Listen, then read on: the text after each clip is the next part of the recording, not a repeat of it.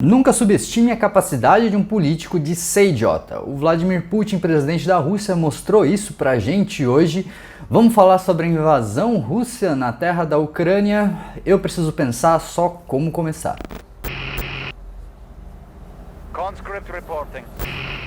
Olá, bem-vindo. Meu nome é Felipe Curvelo e é impressionante como a gente consegue subestimar a capacidade de um político de ser idiota. Eu mesmo fiz isso, achando que o Vladimir Putin não ia ser tão burro a ponto de invadir a Ucrânia, mas ele fez isso. E eu digo que essa atitude é burra porque não traz consequência boa de forma alguma para ninguém, a não ser para o próprio Vladimir Putin.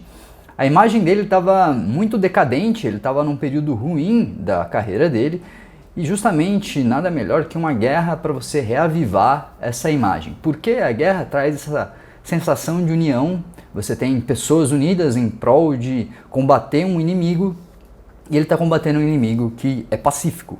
A Ucrânia é um país pacífico, e mesmo assim ele vai lá, ataca, você tem vários vídeos rolando agora de ataques que estão acontecendo nesse momento na região ali da Ucrânia. É muito triste ver isso, e isso é um ataque direto à liberdade. A gente tem visto vários ataques à liberdade recentemente, né? Políticos não cansam de fazer ataques à liberdade. A inflação em si é um ataque à liberdade, já que você tem o poder de compra totalmente corroído pela vontade de políticos. O que teve no Canadá é um ataque à liberdade, já que ele congelou contas das pessoas e você tem nesse congelamento a afronta às próprias pessoas, as pessoas não têm mais liberdade, e o que a Rússia está fazendo agora é o mesmo, já que ele está atacando pessoas pacíficas de forma totalmente desproporcional. E por quê? Ele está fazendo isso, como eu falei, por causa da imagem dele, e também porque ele tem interesse em mostrar para as pessoas do mundo, para os outros países, que ele ainda tem poder, que ele consegue sim mostrar que quem manda naquela região é a Rússia, já que tudo isso aconteceu por causa de um convite à OTAN para a Ucrânia, né? A OTAN, que é uma organização norte-americana, e os russos odeiam os Estados Unidos. Bom, dito tudo isso, por que isso tem a ver com você? Por que você deveria estar preocupado mesmo que não seja no seu país? Porque hoje é com a Ucrânia. Hoje é a Ucrânia que está sendo atacada. Mas amanhã, o que garante que você não vai estar sendo atacado? O que garante que a sua liberdade não vai ser atacada também? E essas coisas, elas são financiadas através de moeda estatal. É o fato de você ter o rublo russo, que inclusive está despencando. Os mercados todos estão despencando hoje. Você vê um derretimento total dos mercados, muito porque ninguém aprova isso, ninguém está feliz com essa atitude do presidente russo. E daí, quando os mercados derretem, você vê um pânico generalizado, e todos esses mercados acabam reagindo de forma desproporcional porque não sabem o que vai acontecer no futuro e precificam o futuro de uma maneira que o pior possa acontecer. O pior pode acontecer? Pode. E eu digo pior no sentido de a Ucrânia deixar de existir, por exemplo, e a Rússia continuar, de repente, retalhando outros inimigos, encontrar outros inimigos no meio do caminho. Não dá para saber o que vai acontecer. Só que isso é possível porque eles têm o dinheiro, né? O rublo russo, ele é financiado pelas pessoas que utilizam ele. Então, do mesmo jeito que todas as atrocidades que acontecem no Canadá, nos Estados Unidos, aqui no Brasil, são financiados pelas pessoas que utilizam esse dinheiro, pelas pessoas que pagam os impostos, pelas pessoas que se acomodam no sentido de você ter uma moeda, que é uma obrigação, os governos te obrigam a utilizar aquela moeda, e daí, no fim das contas, você acaba inerentemente utilizando aquela moeda e fazendo com que tudo que o governo queira seja possível. E o que a gente viu hoje é a possibilidade de tudo isso, né? O governo ele não tem dinheiro para combater a pobreza, para combater a desigualdade, para ter uma estrutura melhor de vida para você, mas ele tem dinheiro para financiar guerras, para financiar armas, para comprar tanques. Qual a lógica disso? Você entende que quando você utiliza a moeda, quando você paga os seus impostos em uma moeda estatal, no fim você está financiando tudo isso de uma forma direta ou indireta. Por isso que é importante a gente entender o papel do Bitcoin dentro de tudo isso. O Bitcoin ele é a resposta mais plausível para tudo isso que a gente está vivendo. Eu não acho que ele consegue hoje ser a melhor moeda do mundo. Até por conta que você tem volatilidade, você tem muitas coisas que impedem ele de ser moeda, mas enquanto isso não acontece, é importante que você em algum momento consiga entender que ele é a resposta para justamente essas coisas que a gente está vivendo não aconteçam mais. Porque essas coisas elas acabam por destruir toda a beleza da vida humana. A vida humana ela passa a não fazer sentido quando você agride pessoas pacíficas. A liberdade das pessoas elas tem que existir independente se você goste daquela pessoa ou não, que você goste daquela civilização ou não. Guerras, elas são... Eu vi essa frase hoje e achei muito condizente com o momento.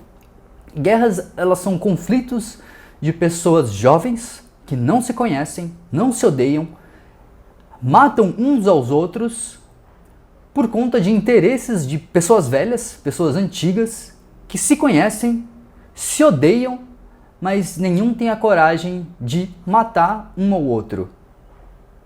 E por quê? Por que a gente entende alguma justificativa em cima disso? Eu vi hoje pessoas justificando a invasão russa, falando, ele está no direito dele, afinal a OTAN não deveria ter feito isso. Não faz o menor sentido. Não faz o menor sentido. Porque se você tem um armamento e de repente você só solta ele em cima de pessoas que não tem nada a ver com o seu conflito, só porque de alguma maneira aquilo pode te beneficiar, isso é errado. Não importa a justificativa que você tenha por trás disso. E é isso que está acontecendo hoje. E de alguma maneira as pessoas estão querendo justificar isso. Esse vídeo ele foi um pouco de improviso, eu acho que eu só queria passar o meu posicionamento em cima disso e que de repente vocês entendam que o Bitcoin ele é a maneira para a gente responder todas as atrocidades que a gente está vivendo. Tudo isso que acontece, que os estados conseguem fazer, eles conseguem graças ao poder que eles têm sobre a economia. Uma economia que é regida por uma moeda que é totalmente descontrolada, que você pode imprimir sem nenhum tipo de regra, ela simplesmente justifica isso que a gente está vendo hoje. Tudo que a gente está vendo hoje só é possível graças ao financiamento estatal, proporcionado pelas pessoas, proporcionado porque as pessoas acreditam que aquela moeda vale alguma coisa, porque elas são obrigadas em alguns momentos a utilizar aquela moeda. Então eu espero que em algum momento essa obrigação caia. Em algum momento a gente consiga usar moedas privadas, criptomoedas, que não sejam o Bitcoin, mas que sejam criptomoedas transacionáveis.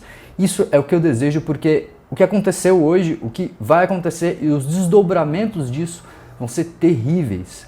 A Rússia já está sofrendo sanções por diversos países, né? Tem a questão do gasoduto Nord Stream 2, se eu não me engano, e esse gasoduto parou, e um benefício que teria para os dois lados, porque assim, quando a gente fala em sanções, às vezes a gente pensa que um país vai ser prejudicado e o outro vai ser beneficiado. Não, todo mundo vai ser prejudicado.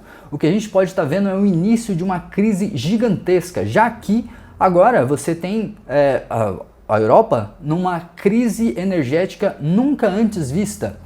E com o corte do gasoduto, você tem agora a falta justamente dessa energia que seria muito importante para que a vida na Europa continuasse seguindo de uma maneira tranquila, entre aspas.